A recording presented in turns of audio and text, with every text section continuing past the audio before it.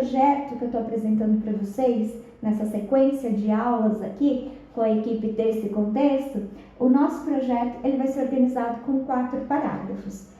Existe a possibilidade de fazer 5 parágrafos, mas eu acho totalmente desnecessário numa redação estilo Enem.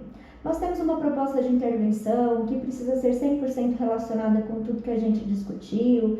Se nós colocarmos informações demais, o nosso texto pode ficar redundante, repetitivo, e isso prejudica essa estratégia, prejudica a consistência argumentativa. Por isso, 4 parágrafos é mais que o suficiente. O primeiro parágrafo, a gente apresenta a temática, que é a nossa introdução. Toda introdução ela vai funcionar como um convite para a leitura do seu texto. Pensa num convite que você recebeu aí de um casamento, uma formatura, alguma festa bem formal. O convite não veio num papel diferente, com uma letra um pouquinho mais trabalhada, colocou ali para você o local da festa, a data, o horário, já deixou em você uma certa expectativa? Quando a gente recebe esses convites, só a leitura que a gente faz desse texto, a gente já pensa na roupa que a gente vai usar, no estilo, né, de apresentação que nós encontraremos ali naquele local, se vai ser uma festa temática, se não vai ser e tal. A introdução, então, é o convite do seu texto, né? Assim como você recebe um convite para uma festa. Ainda não é a festa, mas já deixou em você uma certa expectativa do que vai acontecer nessa festa. Por isso, tudo que for apresentado na introdução precisa fazer sentido tanto com o tema quanto com a sua argumentação, tá? Eu sugiro que a gente divida a nossa introdução em 3 partes diferentes. Contextualização, que você pode falar sobre qualquer esfera do assunto. Eu adoro trabalhar contextualização no curso Texto e Contexto. Por quê? Porque quando a gente tem esse vínculo com o aluno, a gente conhece o aluno, conversa com ele, a gente vai percebendo qual é a característica desse cidadão. E ao perceber essa característica, fica muito mais fácil de orientar para os tipos de contextualizações ali específicas que se encaixam melhor no perfil daquele aluno. Tem aluno que gosta de fazer a contextualização sempre com uma retomada artística. Então, esse é um aluno que vai trazer sempre ali um espetáculo de dança, uma peça teatral, uma obra literária. Em compensação, tem aqueles que são cinéfilos. Vão trazer sempre ali uma referência a um filme, a uma série, a um personagem famoso. Aqueles que já gostam da característica histórica e vão fazer sempre uma contextualização no sentido mais histórico. Tem aqueles que gostam de fazer a definição básica. E se você é desse que gosta da definição básica, eu tenho várias estratégias que vão deixar a sua definição não tão básica assim. Vai continuar mantendo a sua característica, mas que também vão potencializar ainda mais a apresentação do seu texto. Aqui na introdução nós vamos estampar uma ótima expectativa no seu corretor. O corretor, na hora que ler a sua introdução, vai falar assim: nossa, vem texto bom por aí. Essa aqui é a nossa característica. Eu trabalho isso de uma forma muito esmiuçada. Por quê? Porque o nosso curso acontece aí durante vários meses, nós temos encontros ao vivo, temos essas interações aí, esse processo de conhecimento com o aluno. Fora isso, o aluno tem total acesso aos meus contatos pessoais para que a gente possa conversar em outros momentos, marcando inclusive atendimentos mais individualizados que vão mostrar exatamente como esse aluno consegue escrever melhor. Uma vez que a gente consegue identificar isso, eu ofereço para você várias estratégias para você fazer a sua contextualização da melhor forma possível, tá? Mas entenda neste momento, como eu não consigo fazer isso aqui porque o nosso tempo é restrito, é importante você entender neste momento que a contextualização é a apresentação que você vai fazer sobre o assunto. Então você pode escolher uma das frases ali, né? Uma das palavras principais que são apresentadas, que foram apresentadas na frase temática, e fazer a definição, apresentar ali uma ideia que se relacione com aquilo, um filme, algum cenário que mostre onde aquele tema acontece e como aquele tema se desenvolve ao longo da característica social. Apresentar a frase temática, e nesse caso acho que você não precisa sofrer. Apresente exatamente a frase temática, não é considerado cópia quando isso acontece aqui na introdução, e é importante que você coloque, já que nós temos um tema que funciona com 3 partes distintas, né? O cenário inicial, o foco desse cenário e o local ou público que interage neste cenário, é muito importante que você faça essa apresentação de forma bem distinta. Mostre ali exatamente essas 3 partes, sempre fazendo a comparação direta ali com a sua contextualização, para mostrar que você realmente entendeu qual é o foco da discussão. Em seguida, você vai apresentar a tese. Como nós vamos trabalhar com o projeto de causas, você pode colocar uma sentença que vai funcionar mais ou menos assim. Sendo assim, observa-se que a problemática se sustenta por fatores culturais e governamentais. Por quê? Porque aí você vai trabalhar os fatores culturais no segundo parágrafo e os fatores governamentais no terceiro parágrafo. Você pode falar circunstâncias, raízes, pilares políticos, pilares sociais, pilares econômicos, pilares culturais, comportamentais. Você pode usar dentro daquela esfera de causas que nós vimos na aula de ontem, todos os elementos para fazer essa sua apresentação, tá?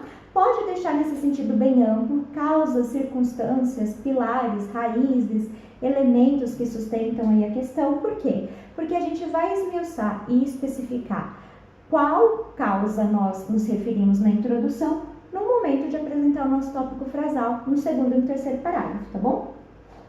Fechando a introdução, segundo parágrafo é a justificativa da primeira causa. Você pode escolher a ordem que você quiser. Não existe uma ordem melhor. Causa social, causa governamental, tanto faz. Só que você precisa seguir a ordem que você trouxe na tese. Se você colocou primeiro a causa social, então você vai trabalhar no segundo parágrafo a causa social. Se você colocar a causa governamental, você vai trabalhar a causa governamental. Siga a ordem da sua tese. É o único critério, a única exigência para que esse projeto alcance 100% em sentido de estratégia. Justifique seu parágrafo e a gente já veremos a estrutura de parágrafos perfeita para essa causa.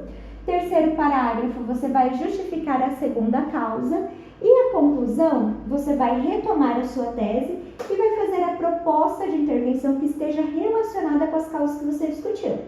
Se a gente fala que o problema é cultural, não faz sentido nenhum a gente colocar um elemento ou um agente que não tenha força cultural na sociedade para resolver esse problema.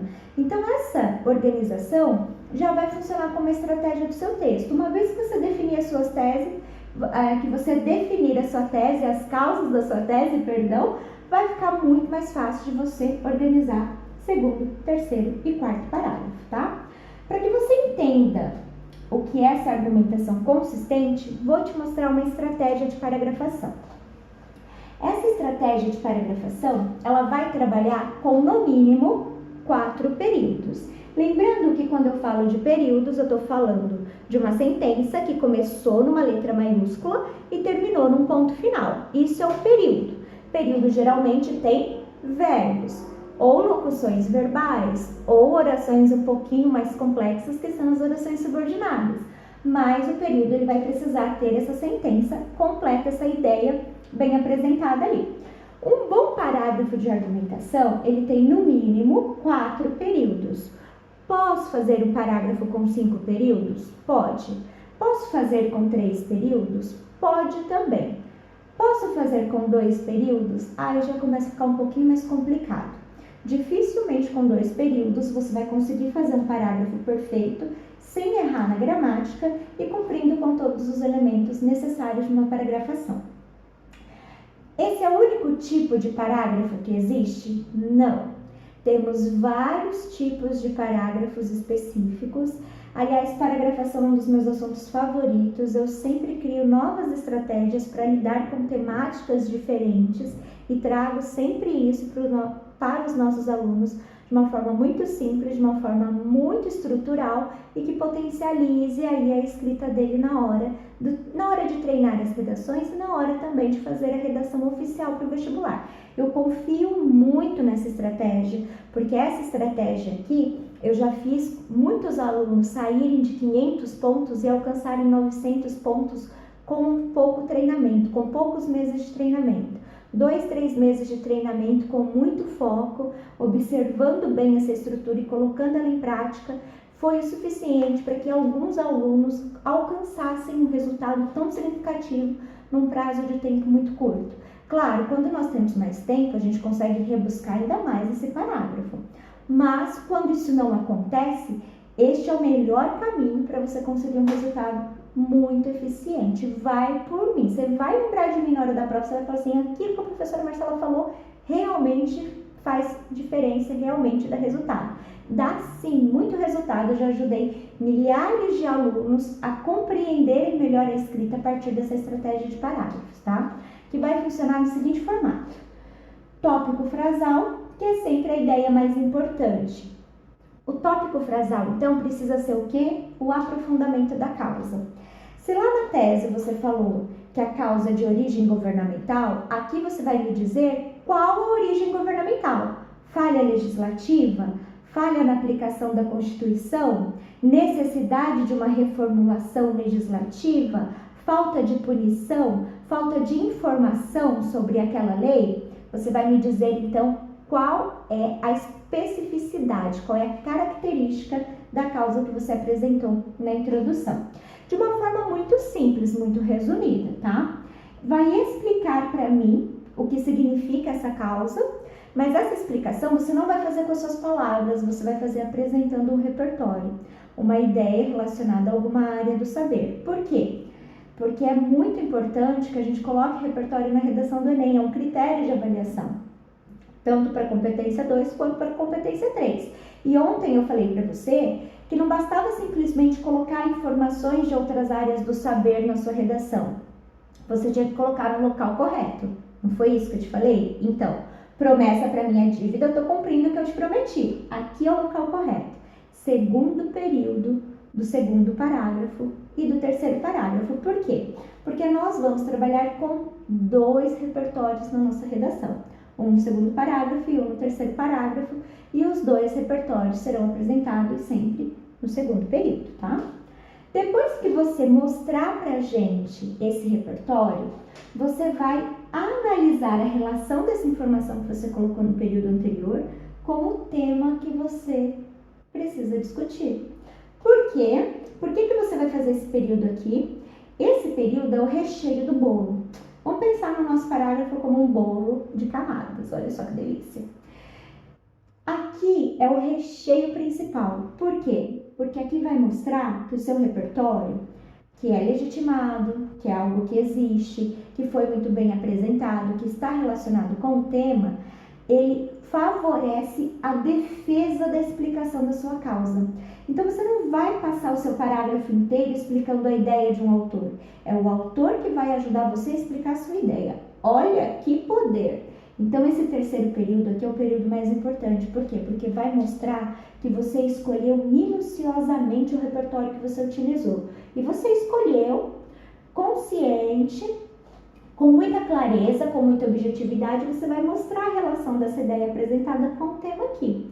Vai finalizar o seu parágrafo reforçando o seu posicionamento crítico, que é aquilo que eu falei que é muito valorizado na banca e que faz com que a autoria da sua redação ganhe aí muita veracidade. Então, você vai fazer reflexões, comentários, apresentar as consequências dessa causa, tudo nessa estrutura. Você vai fazer isso tanto no segundo quanto no terceiro parágrafo. Você só vai mudar a causa e mudar o repertório, tá? Então, assim, o sentido é o mesmo, porém, a estrutura é a mesma, porém o conteúdo vai mudar. Aqui é um exemplo para vocês verem. Isso daqui, ó, é o meu tópico frasal, ó. Comecei aqui em letra maiúscula, coloquei em ponto final. Eu tô marcando para você aqui em caixa alta a expressão em primeiro lugar, porque ela é uma operadora argumentativa. Essa expressão, ela vai funcionar como um direcionador na leitura do teu corretor. Eu preciso fazer isso? Isso é algo obrigatório no Enem. Todas as vezes que a gente vai escrever a redação do Enem, eu preciso colocar operadores argumentativos nos meus parágrafos. Porque na aula de amanhã, quando a gente for analisar a questão da coesão, você vai ver que isso daqui é um critério de avaliação, tá? Mas isso a gente vai ver na competência de coesão, que é a competência número 4. Por hora, você só precisa saber que a gente precisa ter essa sentença aqui. Coloquei essa sentença, trouxe tá? A minha causa bem especificada aqui, ó. Cabe abordar a dificuldade da regulação dos sites quanto ao acesso aos dados de quem está inserido no ambiente virtual. É o tema da manipulação do usuário por meio do controle de dados. Então, ó, qual é a causa que eu abordei aqui? Uma causa de ordem política, de ordem legislativa. Qual que é? Dificuldade na regulação dos sites. Esses sites, eles conseguem burlar um pouco aí as leis. Ótimo, trouxe isso num sentido bem resumido, tá? Agora eu vou explicar o que isso significa, mas eu não vou explicar com a minha ideia, vou explicar com a ideia do Immanuel Kant, para dar uma valorizada aí na minha redação. Diante dessa perspectiva, segundo o filósofo francês Immanuel Kant, a pessoa é um fim em si mesma e não um meio de conseguir atingir interesses particulares. Por que eu grifei de amarelinho para você ver? Porque eu não abri aspas e coloquei a decoreba da frase da teoria do Kant. Eu parafraseei. A paráfrase ela é sua melhor amiga na hora de apresentar o repertório. Você vai comentar ali com base nas ideias que o autor apresentou. Você vai mencionar com as suas ideias essa apresentação. Isso já favorece e valoriza a sua criticidade também. Já coloco aqui o meu conectivo e já começo a explicar o que isso significa. Nesse sentido, rompe-se com tal lógica humanista ao verificar que hoje muitas empresas transformam o consumidor em um instrumento de lucro. Ó, trouxe a explicação com o repertório. Consegue perceber? Eu não simplesmente jogo a frase do Kant e tchau. Tchau, fui embora, corretor, já coloquei meu repertório. Não! Meu repertório é importante para explicar aqui, ó, dificuldade de regulação, né, de regulação legislativa dos sites. Ó, o cidadão, o consumidor está se tornando um instrumento de lucro para as empresas. E o homem não é um fim em si mesmo, ele não pode ser usado para atingir interesses particulares. Tá? Então, assim, olha só como a ideia do Kant vem corroborar muito bem com esse parágrafo. Agora, eu grifei para você até de outra cor aqui de verde para chamar sua atenção, vem a sentença que é o pulo do gato, aquilo que vai fazer o meu repertório ser extremamente relacionado com o tema e o meu repertório ser produtivo, que é aquele repertório que eu uso para justificar minha ideia. Ó, vou mostrar a relação dessa ideia do Kant com o tema que eu estou discutindo. Isso ocorre porque os entraves para o controle da manipulação, caracterizados pela dificuldade de identificação dos agentes de tal ação, inviabilizam a proteção dos usuários, sobretudo nas redes sociais. Ó, tô mencionando o tema, internet, que são o principal elo de ligação das pessoas com as empresas e suas propagandas publicitárias. Aqui eu faço a narração perfeita. Agora eu vou finalizar o meu parágrafo fazendo um comentário crítico sobre o que isso aqui pode provocar na sociedade.